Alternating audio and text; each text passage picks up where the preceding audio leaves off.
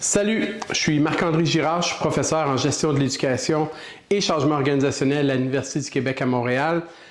Bienvenue, merci d'être avec moi. Puis peut-être que tu te poses la question, comment ça se fait qu'un directeur d'école, un gestionnaire scolaire, décide de quitter son emploi 20 ans après avoir débuté, donc après une expérience de 20 ans en gestion de l'éducation, pour faire le saut à l'université. Bon, premièrement, je vais vous raconter ça un petit peu dans une histoire, vous allez certainement bien comprendre. À peu près en 2015, j'ai terminé ma maîtrise en gestion de l'éducation et l'employeur, avant ça, avait refusé non seulement de payer pour mes frais de scolarité, mais en plus de me libérer pour que je puisse faire mes cours de maîtrise. Donc, j'ai perdu à peu près 4 ans dans le processus. La raison qu'il m'avait dite à ce moment-là, c'était tout simplement pour... il estimait que j'allais, étant donné que j'étais relativement jeune, bien, que ça allait être une autre école qui allait bénéficier de ce que j'allais apprendre à l'université. J'ai compris assez rapidement à ce moment-là que je ne ferais pas ma carrière à cet endroit-là. Disons qu'en termes de valeur, on ne voyait pas les choses de la même façon. Mais j'ai compris aussi une autre chose, c'est que la formation universitaire pour un gestionnaire scolaire, mais je crois fermement pour tout le monde en éducation, c'est quelque chose pas mal plus sur les stéroïdes, à quelque part. Absolument rien contre les congrès, j'en ai fait plein, mais essentiellement, dans ces congrès-là, on rencontre pas mal tout le temps les mêmes personnes, on est dans une chambre d'écho. Tandis que quand on travaille avec des chercheurs ou avec des chargés de cours et avec des gens de d'autres milieux, privés, publics, primaires, secondaires, formation professionnelle, les adultes, etc., bien à ce moment-là, on est capable de confronter nos idéaux, nos conceptions de l'éducation à d'autres personnes qui travaillent ou non directement dans des écoles comme nous. Puis pour moi, c'était assez simple. Je voulais devenir un meilleur directeur, mais surtout aussi, je voulais rendre les gens autour de moi meilleurs grâce à des informations, à des contenus, des connaissances, des compétences que j'allais développer pour leur permettre eux-mêmes et à moi-même aussi, je dirais, de s'élever dans notre compétence puis de devenir des meilleurs éducateurs à quelque part. Fait qu'essentiellement, c'est là que j'ai pris conscience de la portée de poursuivre à l'université en formation continue, puis vraiment mettre toutes mes énergies sur ce plan-là. C'est ce qui m'a permis aussi d'aller un petit peu partout, parce que mes années doctorales auront été les plus fécondes. C'est là que je vais avoir appris le plus et rencontré le plus de personnes, pas seulement ici au Québec, mais aussi à l'intérieur, à travers le monde, essentiellement. Pour plusieurs personnes, c'est une poursuite, c'est le cheminement régulier.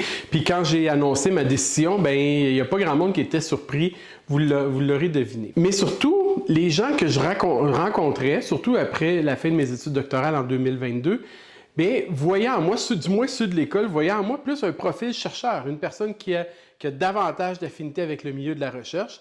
D'ailleurs, vous pouvez regarder ce petit clip d'une entrevue que je donnais à Marius Bourgeois il y a environ 2-3 ans, vous allez comprendre ce que je veux dire. Quelqu'un qui est très...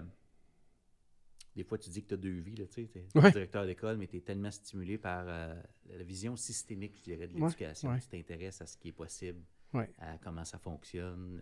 Tu es un gars de recherche. Moi, dans ma tête, Marc-André Girard, c'est un gars qui fait de la recherche, puis tu as ça dans ton identité, tu sais, là. Donc, dans les milieux scolaires, les milieux un peu plus pratiques, j'ai un profil de chercheur. Mais aussi, je travaille avec des chercheurs qui, eux, trouvent que j'ai un profil de praticien. Donc, bref, je suis où? Fait que je me retrouve dans une espèce de crise d'identité. Est-ce que je suis plus un chercheur, plus un praticien?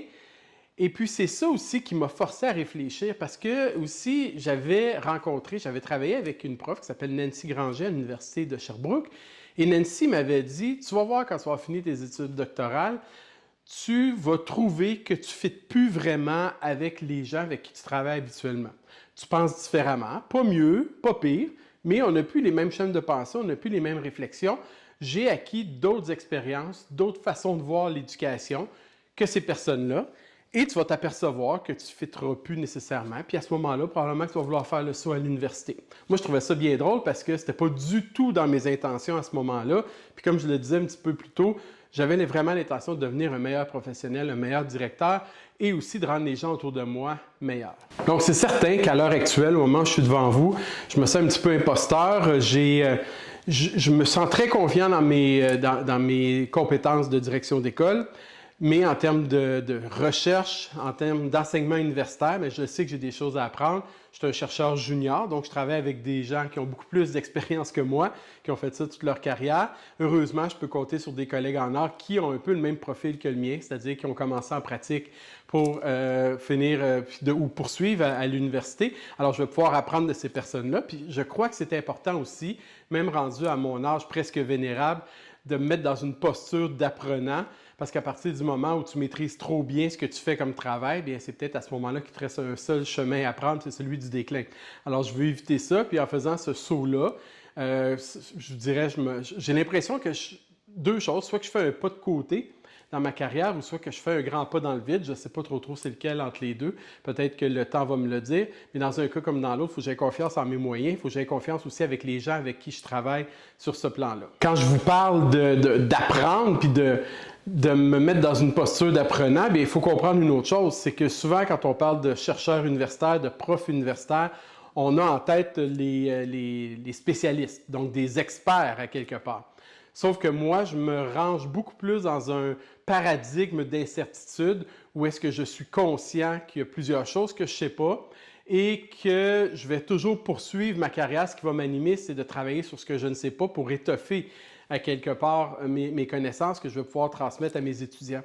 Donc, j'ai accès à des contenus scientifiques que je vais pouvoir consulter, mais aussi que je vais pouvoir générer à travers les données que je vais recueillir dans différents champs de recherche et je vais pouvoir les rendre accessibles et contextualisables aux personnes qui travaillent directement en gestion de l'éducation pour pouvoir contribuer à changer leurs pratiques. Donc, après plusieurs années en éducation, je vous parlais de 26 ans tantôt, bien, on a beaucoup plus derrière nous qu'on en a devant nous et la question, c'est vraiment se dire qu'est-ce que je vais léguer.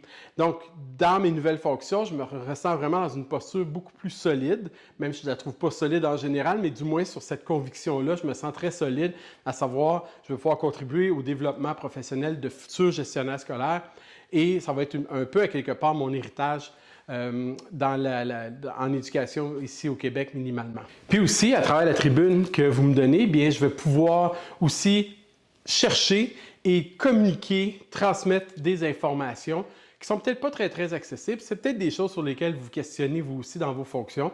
Et puis, si jamais c'est le cas, gênez-vous pas pour commenter puis me dire « Hey, qu'est-ce que vous aimeriez, vous, savoir sur la gestion de l'éducation en termes de recherche, en termes d'informations scientifiques, académiques? » Ça va me faire plaisir de rechercher ça puis peut-être de faire d'autres vidéos pour vous les transmettre.